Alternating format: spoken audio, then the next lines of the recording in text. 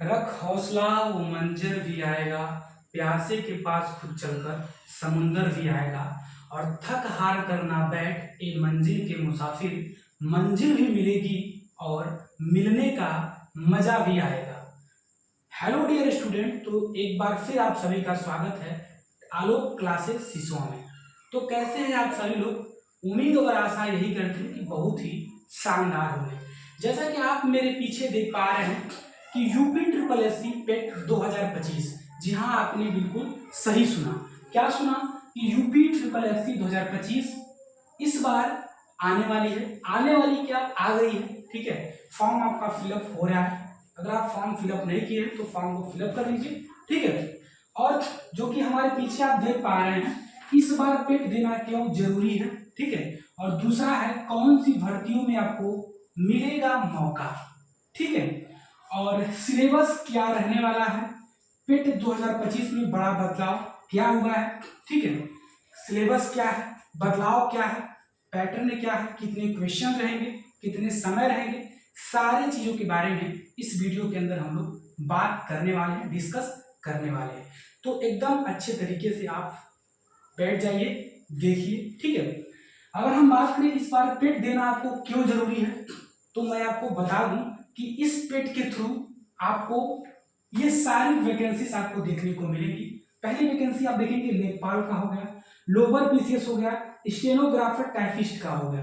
क्योंकि ये जो आप वैकेंसी देख रहे हैं ये एकदम इंपॉर्टेंट वैकेंसी होती है, लोग इस पे ज्यादा फोकस करते हैं। ठीक है, क्योंकि सभी लोग चाहते हैं भाई हम लेखपाल बन जाए। ठीक है, गांव में आप देखेंगे तो गांव में लेखपाल का तो डीएम से बड़ा पद होता है। ठीक है, लोग कहते हैं कि लेखपाल बन गया तो दुनिया के सब काम कर लेगा। ठीक है ना, तो लेखपाल का जो रोल है, ठीक है, काफी अहम होने वाला है। तो इसीलिए हम कहेंगे कि 2000 जो इस बार का जो पेट है बहुत ही इंपॉर्टेंट होने वाला है। ठीक है, अगर हम बात करें इसमें क्या बड़ा बदलाव हुआ है तो आप सभी को पता नहीं होगा, लेकिन मैं बता दूं कि इस बार जो पेट है, अगर आप पेट देते हैं, ठीक है, तो ये जो पेट है ये 3 साल के लिए, 3 वर्ष के लिए क्या होता है, 3 वर्ष के लिए ये मान्य हो जाएगा। ठीक है, अगर एक बार देंगे तो 3 साल के लिए मान्य होगा। अब ये 3 वर्ष तक जितने भी वैकेंसीज आएंगी यूपी के अंदर, ठीक है, तो आप उसमें अपना फॉर्म को फिलअप कर सकते हैं। ठीक है, और ये भी आपके अंदर सवाल आ रहा होगा कि सर क्या हम यूपी से बाहर के हैं, मध्य प्रदेश से हैं, बिहार से हैं, छत्तीसगढ़ से हैं, राजस्थान से हैं, तो क्या हम फॉर्म भर सकते हैं? बिल्कुल, आप फॉर्म को फिलअप कर सकते हैं। तो अगर आप जब इस फॉर्म को फिलअप करेंगे तो यूपी के अंदर जितनी भी वैकेंसी आएंगी उसमें आपको बैठने का मौका मिलेगा। ठीक है, तो आप किसी प्रदेश में हो, किसी भी राज्य में हो, तो आप इस फॉर्म को फिलअप कर सकते हैं। ठीक है, नो डाउट, बिना किसी टेंशन के। और अब हम सिलेबस के बारे में डिस्कस करेंगे, सिलेबस के बारे में बताएंगे। ठीक है, लेकिन इससे पहले आपको बता दें कि आपको इसमें कोई भी दिक्कत, कोई भी डाउट अगर हो रही है, और भी कुछ चीजें अगर आप पूछने वाले हैं, कोई जानकारी चाहिए, तो आप कमेंट में कमेंट करिएगा। ठीक है, और चलिए हम लोग सिलेबस की ओर चलते हैं। तो हेलो डियर स्टूडेंट, एक बार फिर हम आपको बताने जा रहे हैं कि जो पेट मतलब यूपी ट्रिपल एस सी जो पेट है, ठीक है, उसके सिलेबस के बारे में डिस्कस करने वाले हैं।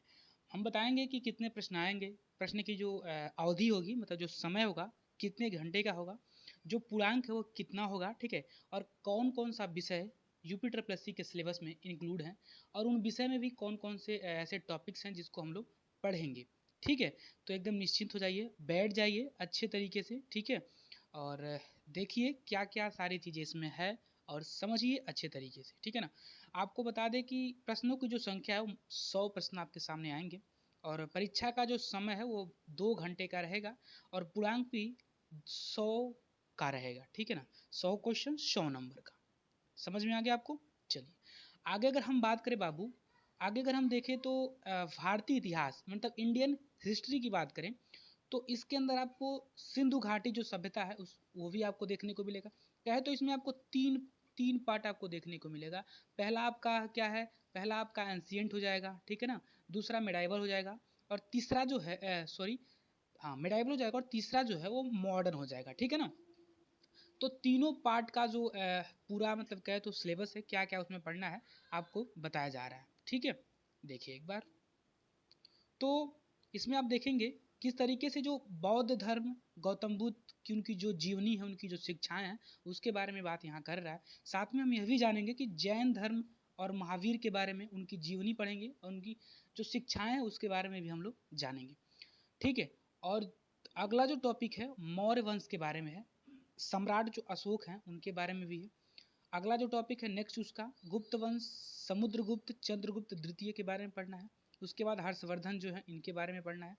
फिर आप देखेंगे कि राजपूत के जो काल हैं उनके बारे में जानना है, सल्तनत काल के बारे में जानना है, मुगल साम्राज्य के बारे में जानना है। और उसके बाद आप देखेंगे जो मराठा जो लोग हैं, ठीक है, मराठा जो शक्ति है उसके बारे में जानेंगे। और ब्रिटिश राज्य की जो प्रथम स्वतंत्रता संग्राम है इसके बारे में, और साथ में ब्रिटिश राज्य का जो सामाजिक आर्थिक जो प्रभाव हुआ है इसके बारे में भी हम लोग जानेंगे और बात करेंगे, ठीक है। ये आपका जो पार्ट रहा, ये पूरा पार्ट आप देखेंगे बाबू तो भारतीय इतिहास के बारे में रहा। मतलब जो 3 पार्ट है, मतलब एंशिएंट, मेडाइवल और मॉडर्न, तीनों आपका इसमें कवर किया गया है, ठीक है। आगे अगर हम बात करें आपका इंडियन नेशनल मूवमेंट, ठीक है, इंडियन नेशनल मूवमेंट जो कि पॉलिटी है, क्या है, जो कि आपका पॉलिटी है, ठीक है। पॉलिटी में क्या क्या आपको पढ़नी है, तो आप पढ़ेंगे, पहले आपको क्या पढ़ना है, पहले आपको स्वाधीनता आंदोलन के प्रारंभिक जो वर्ष हैं उसके बारे में पढ़ना है। फिर स्वदेशी तथा सविनय अवज्ञा आंदोलन, महात्मा गांधी तथा अन्य नेताओं की जो भूमिका है इसके बारे में पढ़नी है। उसके बाद आप देखेंगे क्रांतिकारी आंदोलन तथा उग्र राष्ट्रवाद का उदय कब हुआ इसके बारे में पढ़ना है। साथ में आप देखेंगे विधायी संशोधन तथा ब्रिटिश ईस्ट इंडिया कंपनी 1935 जो है इसके बारे में पढ़नी है। और साथ में भारत छोड़ो आंदोलन, आज़ाद हिंद फौज और नेताजी सुभाष चंद्र बोस जी जो भी मूवमेंट किए हैं, जो भी सारी चीज़ें की हैं उनके बारे में हम लोग जानेंगे और पढ़ना है, ठीक है। तो ये रहा आपका पॉलिटी का जो चैप्टर। और हम आगे देखेंगे ज्योग्राफी के बारे में। ज्योग्राफी मतलब जो भूगोल है, ठीक है, जो भूगोल है इसके बारे में हम लोग जानने वाले हैं, ठीक है ना। चलिए, ज्योग्राफी में क्या आपको देखना है, ज्योग्राफी में आपको तीनों दे दिया गया है, ठीक है, विश्व का भी दिया गया है, ठीक है, भारत का भी दिया गया है। और आप देखेंगे यूपी का कहीं ना कहीं आपको यूपी का भी इसमें भूगोल देखने को मिलेगा। भारत एवं विश्व का जो भौतिक जो भूगोल है इसके बारे में देखेंगे। फिर नदी और नदियों की जो घाटियाँ हैं उनके बारे में भी देखा जाएगा, भूजल संसाधन के बारे में भी, और पर्वत पहाड़ी तथा जो हिम नंद हैं उनके बारे में भी देखेंगे। साथ में हम अगर बात करें मरुस्थल और शुष्क जो क्षेत्र है उसके बारे में भी देखा जाएगा। और जो वन है, ठीक है, जो जंगल है, कौन कौन से जंगल पाए जाते हैं, ठीक है, उसको भी इसमें कवर किया जाएगा। और आगे हम देखेंगे खनिज संसाधन, विशेषकर जो भारत में है उसके बारे में यहाँ डिस्कस किया गया है। भारत एवं विश्व का जो राजनीतिक भूगोल है इसके बारे में भी यहाँ देखा गया है। और साथ में जलवायु तथा जो मौसम है, किस प्रकार की भारत की जलवायु है, भारत में समय समय पर कौन से मौसम बदलते हैं, कैसे बदलते हैं, उसके बारे में भी देखा जाएगा। टाइम जोन के बारे में भी बात यहाँ किया गया है, जनसंख्या की परिवर्तन तथा प्रवास, ठीक है, उसके बारे में भी यहाँ बात किया गया है। अब हम बात करेंगे चौथे की, जो कि भारतीय अर्थव्यवस्था है, ठीक है। इससे पहले मैं एक चीज़ आपको बता दूं कि सभी जितने भी जो सब्जेक्ट हैं सब 5 नंबर के सब्जेक्ट हैं, सब सब्जेक्ट में आपको 5-5 नंबर आपको मिलने वाले हैं, ठीक है ना। तो ये ऐसा नहीं है कि आप किसी विषय को छोड़ सकते हैं तो किसी विषय को पकड़ सकते हैं, ऐसा नहीं है।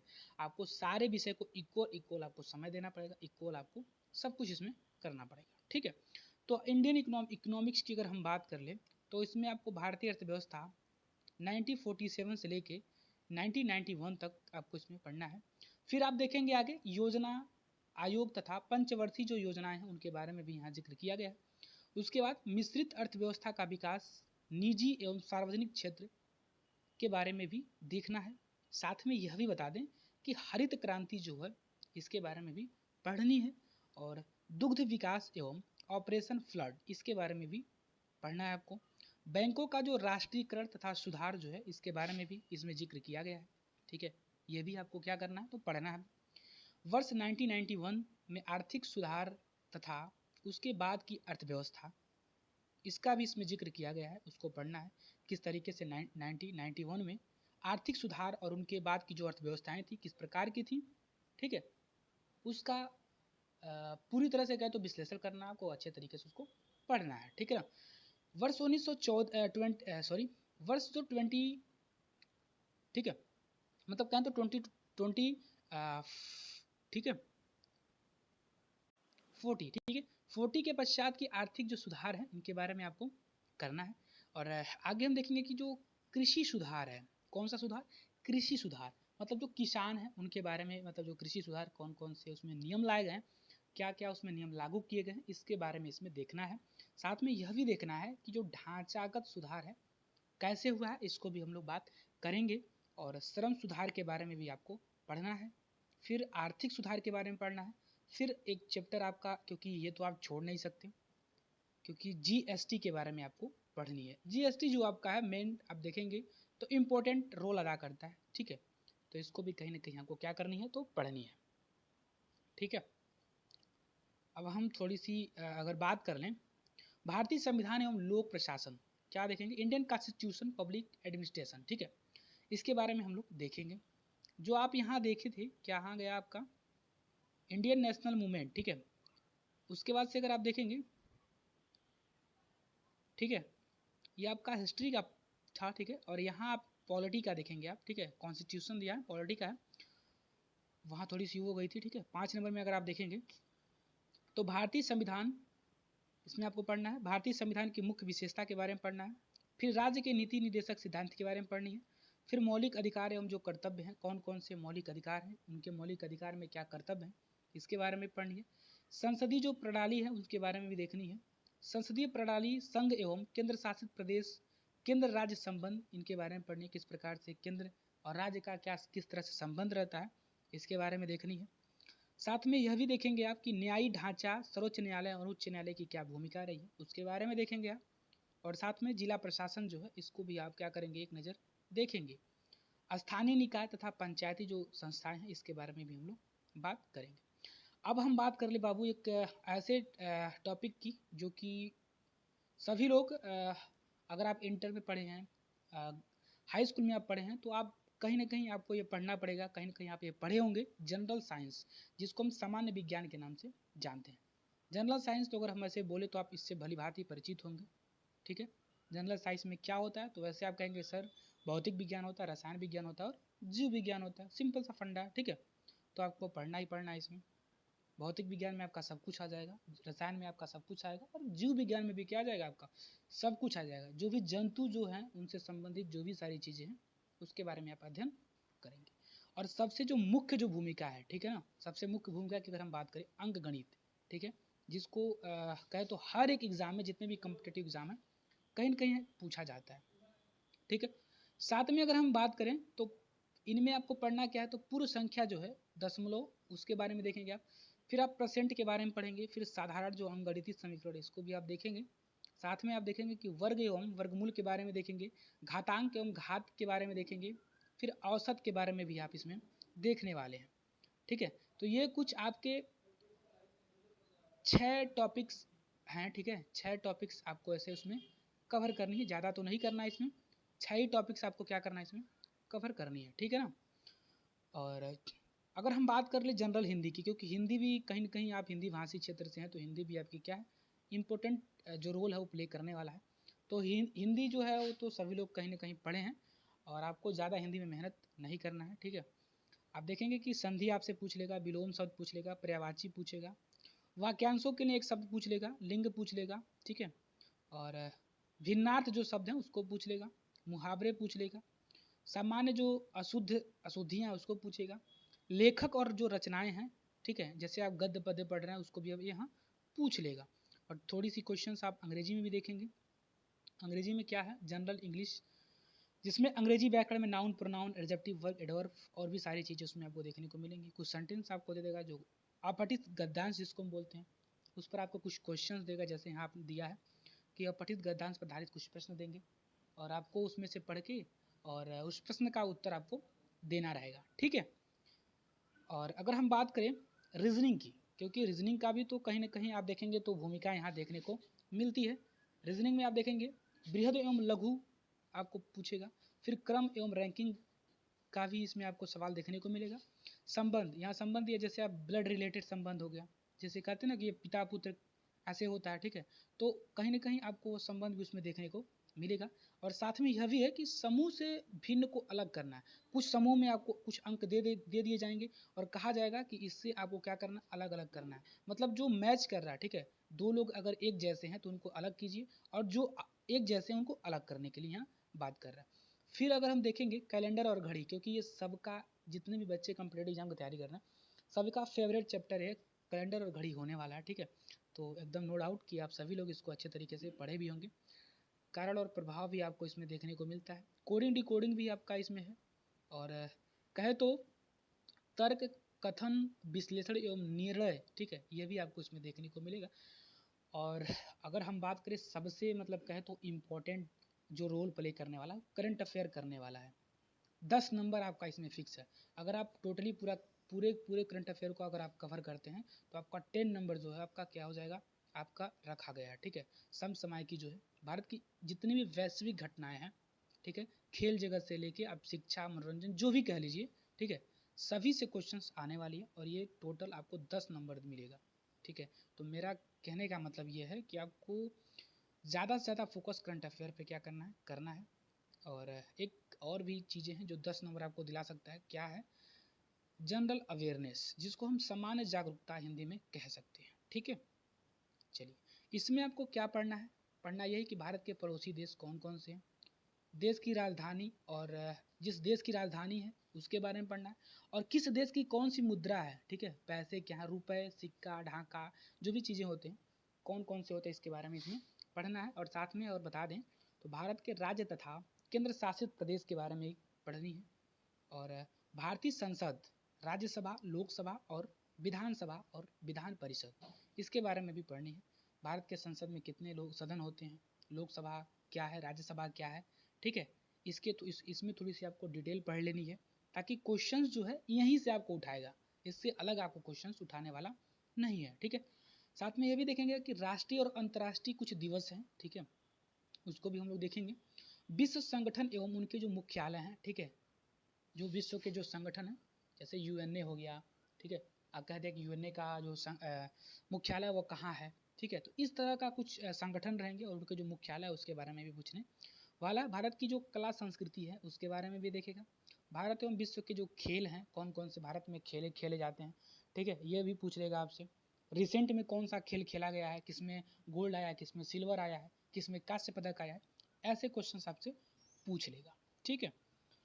कोई डाउट आपको? चलिए, यहाँ आप देखेंगे कि भारतीय अनुसंधान संगठन के बारे में भी बात किया जा रहा है। फिर आप देखेंगे कि कुछ प्रसिद्ध पुस्तक हैं, ठीक है, और उनके पुस्तक के कुछ लेखक हैं, इसके बारे में भी देखेगा। और पुरस्कार एवं विजेता, कौन से व्यक्ति कौन सा पुरस्कार पाया है, किस खेल में वो विजेता हुआ है, इसके बारे में यहाँ बात किया जाएगा। और साथ में यह भी देखेंगे आप कि जो जलवायु है उस जलवायु में क्या परिवर्तन हुआ है, ठीक है, किस प्रकार के हमारे पर्यावरण हैं, इसके बारे में भी यहाँ बात किया जा रहा है। और यहाँ एक छोटा सा और आप देख लेंगे, जो कि 10-10-10, ठीक है, आपको 10-10 नंबर आपको यहाँ भी देने वाला है। तो 10 नंबर कौन देगा, अपठित जो हिंदी गद्यांश है इसका विवेचना एवं विश्लेषण करना है, ठीक है। प्रत्येक 5 प्रश्न आपको उसमें रहेंगे, पाँचों का आपका आंसर देना है, जो कि 2-2 नंबर का होगा, 2 नंबर 5 दूना यानी कि 10 आपका उसमें आपको मिलेगा। फिर ग्राफ की व्याख्या करना है, उसमें भी आपको 5 प्रश्न देंगे और 10 नंबर का वो भी रहेगा। फिर कुछ तालिका भी आपको मिलेगा, उसका भी आपको व्याख्या करना है, प्रत्येक 5 प्रश्न उसका 2-2 नंबर करके, यानी कि 10 नंबर आपको इसमें मिलने वाला है। तो हम उम्मीद करते हैं कि आपको जो भी सारी चीज़ें हमने बताई है, जितनी भी आपको सिलेबस डिस्कस कराई है, आप इस सिलेबस को भली भांति आप इसको देख लिए होंगे, ठीक है। अगर आप चाहते हैं कि आपको कम प्राइस में, कम पैसे में आप तैयारी आपकी अच्छी हो, तो आपको कुमार एंटरटेनमेंट एप्लीकेशन पर जो हमारे कुमार सर हैं, ठीक है, वह अच्छे तरीके से सब कुछ आपको पढ़ा रहे हैं, मात्र 100 से 200 रुपये में, ठीक है। आप उनसे जुड़ सकते हैं, अपनी तैयारी को बेहतर बना सकते हैं, ठीक है। तो अगर आपको ये हमारा सिलेबस डिस्कस अगर आपको अच्छा लगा होगा तो हमारे चैनल को सब्सक्राइब कर लीजिएगा, ठीक है, और वीडियो को लाइक कर दीजिएगा, ठीक है। और ऐसे ही हम आपको हर जो भी आपकी वैकेंसी आएगी उसका सिलेबस, उसका निचोड़ और कुछ इंपॉर्टेंट जो MCQs हैं, जो इंपॉर्टेंट क्वेश्चंस हैं, उसका प्रैक्टिस हम लेके आएंगे, ठीक है। तो फिर आपसे हम मिलते हैं अगले लेक्चर्स में, अगले वीडियो में। तब तक के लिए थैंक यू सो मच।